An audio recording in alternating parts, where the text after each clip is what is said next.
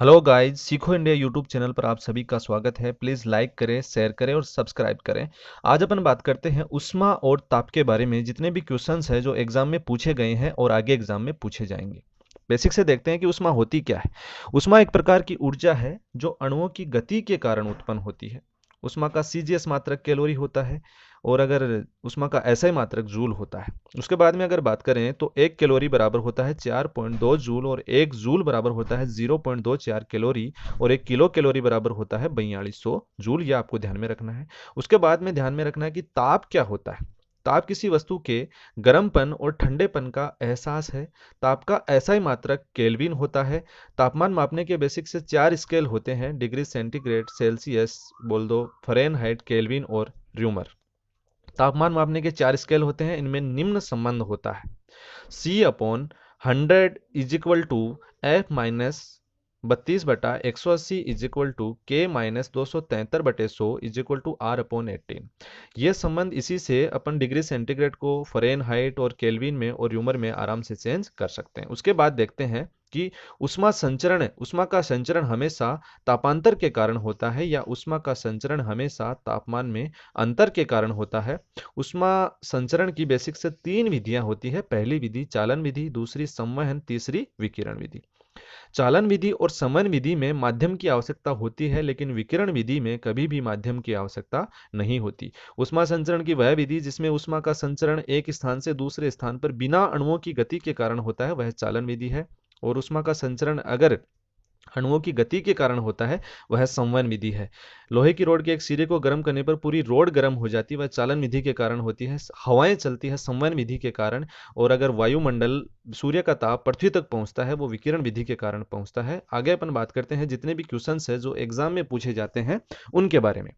Pressure cooker में खाना जल्दी क्यों बनता है? जल का क्वथनांक घट जाता है, जल का क्वथनांक बढ़ जाता है, भोजन कम उष्मा लेता है और इनमें से कोई नहीं। तो प्रेशर कुकर आपको सभी भी घरों में काम में लेते हैं। तो प्रेशर कुकर में जो खाना पकने का बेसिक से रीजन है कि दाब दाब बढ़ेगा तो क्वथनांक बढ़ेगा। दाब क्वथनांक के समानुपाती होता है। तो अगर प्रेशर कुकर में दाब बढ़ेगा तो क्वथनांक बढ़ जाएगा और खाना जल्दी पक जाएगा।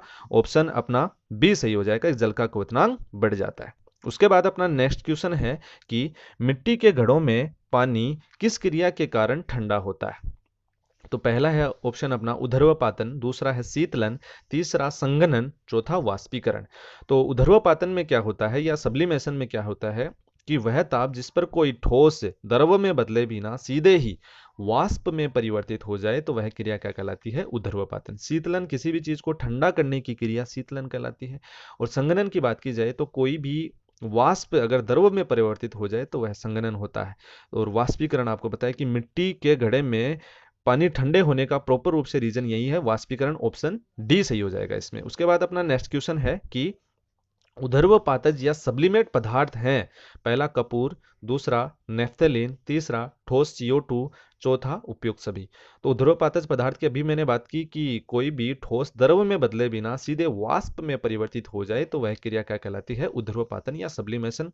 तो यह क्रिया अपन घरों में काम में लेते हैं। जो पूजन सामग्री में कपूर, कपूर में यह क्रिया होती है कि वह ठोस होता है, जलाने पर वह द्रव में बदले बिना सीधे वाष्प में परिवर्तित हो जाए तो कपूर में यह क्रिया होगी। नेफ्थलीन में होगी ठोस CO2 जिसको शुष्क बर्फ के नाम से भी जानते हैं। तो इसमें तीनों में यह क्रिया होगी। तो ऑप्शन डी सही हो जाएगा कि ऊर्ध्वपातज चारों हैं: कपूर, नेफ्थलीन, ठोस CO2, उपरोक्त सभी। ऑप्शन डी सही है। उसके बाद अपना नेक्स्ट क्वेश्चन है कि रेफ्रिजरेटर का दरवाजा खोल देने पर कमरे का ताप बढ़ जाता है, घट जाता है, पहले घटता है फिर बढ़ता है, अपरिवर्तित रहता है? तो अपने को ध्यान में रखना है कि रेफ्रिजरेटर का दरवाजा खोल देने पर क्या होगा कि कंप्रेसर पे क्या पड़ेगा? लोड पड़ेगा, कंप्रेसर पे दाब बढ़ेगा तो कमरे का ताप धीरे धीरे बढ़ने लग जाता है। तो हमेशा ध्यान में रखना है कि रेफ्रिजरेटर अंदर से तो ठंडा है लेकिन उसका दरवाजा खोल देने पर कंप्रेसर पे लोड पड़ेगा, उसके कारण कमरे का ताप धीरे धीरे बढ़ जाता है। ऑप्शन ए सही है कि रेफ्रिजरेटर का दरवाजा खोल देने पर कमरे का ताप बढ़ जाता है। उसके बाद अपना नेक्स्ट क्वेश्चन है कि खाना पकाने वाले बर्तनों की नीचे की सतह को काला क्यों किया जाता है?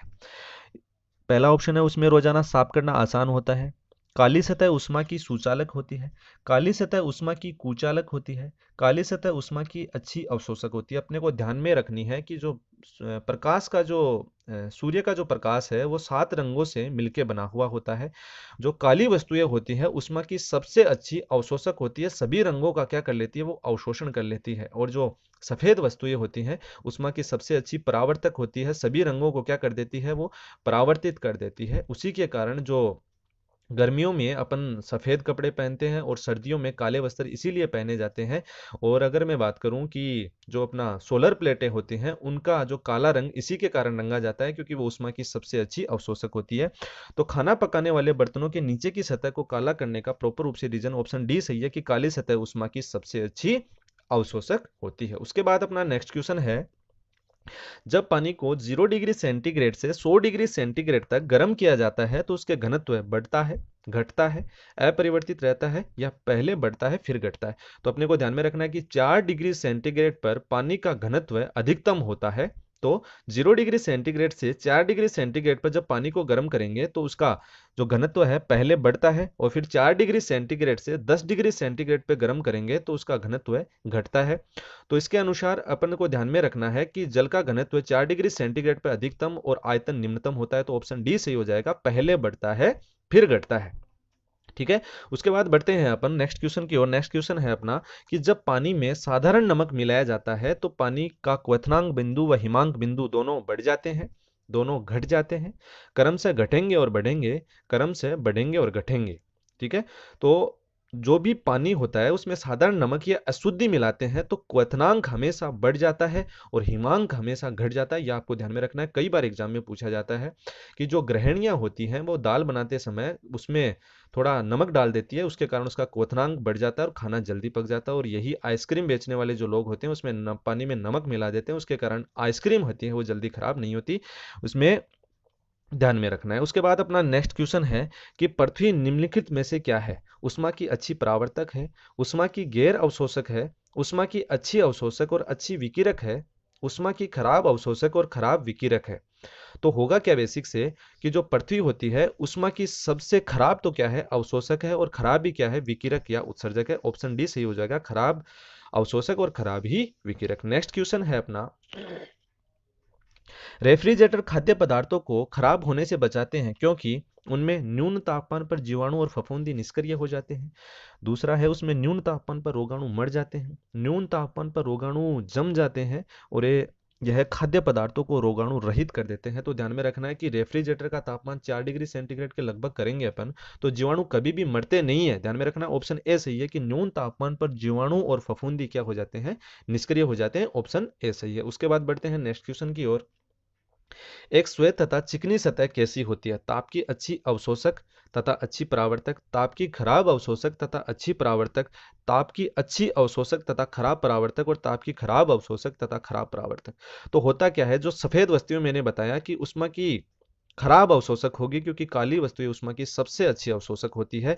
और जो चिकनी सतह और एक खुरदरी सतह होती है तो खुरदरी सतह का क्षेत्रफल अधिक होता है, उसके कारण क्या होगा, उसका जो परावर्तक क्षेत्र है वो बढ़ जाता है। तो इसमें ऑप्शन हो जाएगा बी, ताप की खराब तो अवशोषक होती है सफेद वस्तुएं और अच्छी क्या होती है? परावर्तक होती है। उसी के कारण गर्मियों में अपन कैसे कपड़े पहनते हैं? सफेद वस्त्र पहनते हैं। उसके बाद अपना नेक्स्ट क्वेश्चन है, भीषण सर्दी में ठंडे देशों में पानी की पाइपें फट जाती है क्योंकि पानी जमने पर फैलता है, पानी पाइपों के संकुचन के कारण, उच्च वायुमंडलीय दाब के कारण, उपयुक्त सभी में संयुक्त प्रभाव से। तो होता क्या है बेसिक से कि पानी सर्दियों में जो ठंडे इलाके होते हैं उनमें पानी की पाइपों में पानी भरा हुआ होता है, वो पानी जमने पर हमेशा फैलता है, फैलने के लिए उसको जगह नहीं मिलेगी और जगह नहीं मिलेगी तो पानी की पाइपें फट जाती है। तो भीषण सर्दी में ठंडे देशों में पानी की पाइपों को फटने का प्रॉपर रूप से ऑप्शन ए सही है क्योंकि पानी जमने पर फैलता है। नेक्स्ट क्वेश्चन है अपना कि वह तापमान जिस पर फ़ारेनहाइट और सेल्सियस का मान बराबर होता है -40 डिग्री सेंटीग्रेड,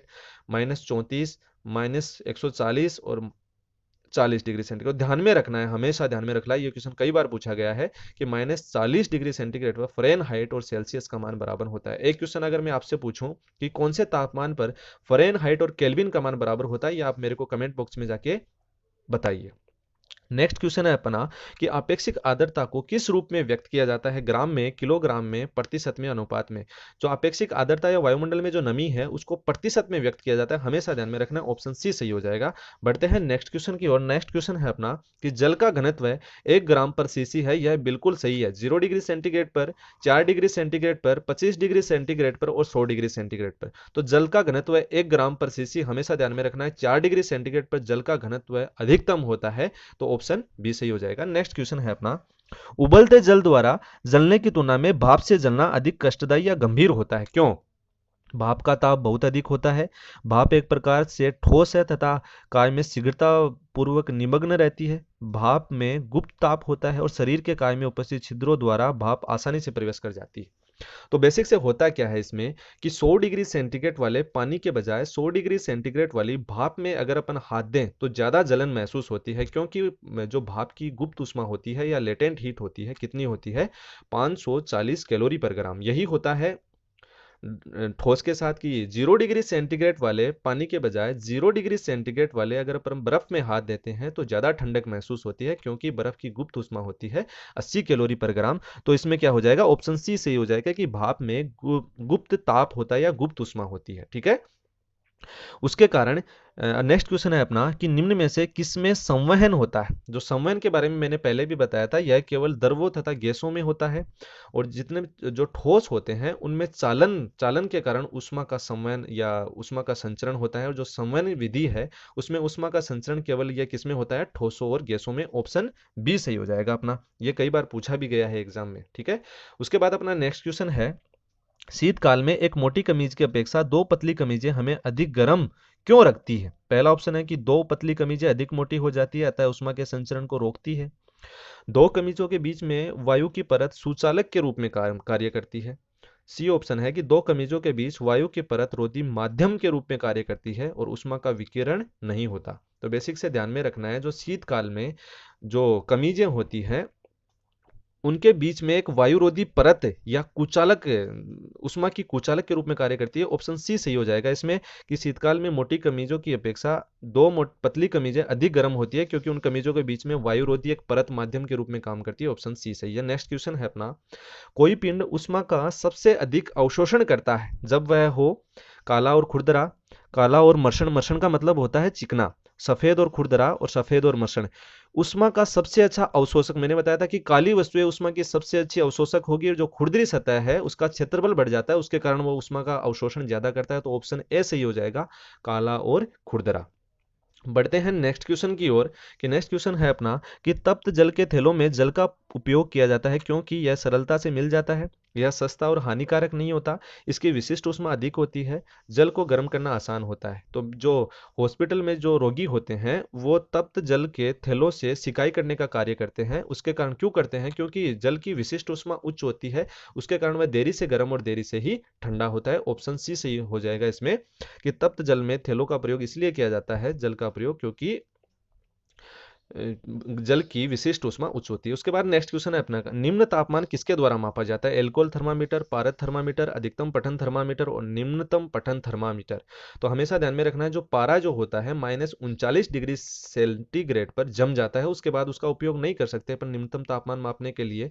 तो उससे निम्नतम तापमान मापने के लिए अपन एल्कोहल का उपयोग करते हैं, क्योंकि जो एल्कोहल होता है -115 डिग्री सेंटीग्रेड पे जमता है। तो ऑप्शन ए सही हो जाएगा, निम्नतम तापमान किसके द्वारा मापा जाता है? Option A, alcohol thermometer. उसके बाद अपना नेक्स्ट क्वेश्चन है, बहुत उच्च तापमान को मापने के लिए हम प्रयोग में करते हैं मरकरी तापमापी, प्लेटिनम प्रतिरोध तापमापी, ताप विद्युत तापमापी और उपयुक्त में से कोई नहीं। जो अत्यधिक उच्च जैसे सूर्य और तारों का तापमान मापने के लिए पायरोमीटर काम में लेते हैं, लेकिन उससे पायरोमीटर ऑप्शन में नहीं है, तो ताप युग्म तापमापी ऑप्शन सी सही हो जाएगा। अत्यधिक उच्च तापमान मापते हैं जो सीबेक प्रभाव पर आधारित होता है। ऑप्शन सी सही है। ठीक है, उसके बाद अपना नेक्स्ट क्वेश्चन है कि तारों का रंग किस पर निर्भर करता है? तापमान पर, दूरी पर, रेडियस पर और या वायुमंडलीय दाब पर।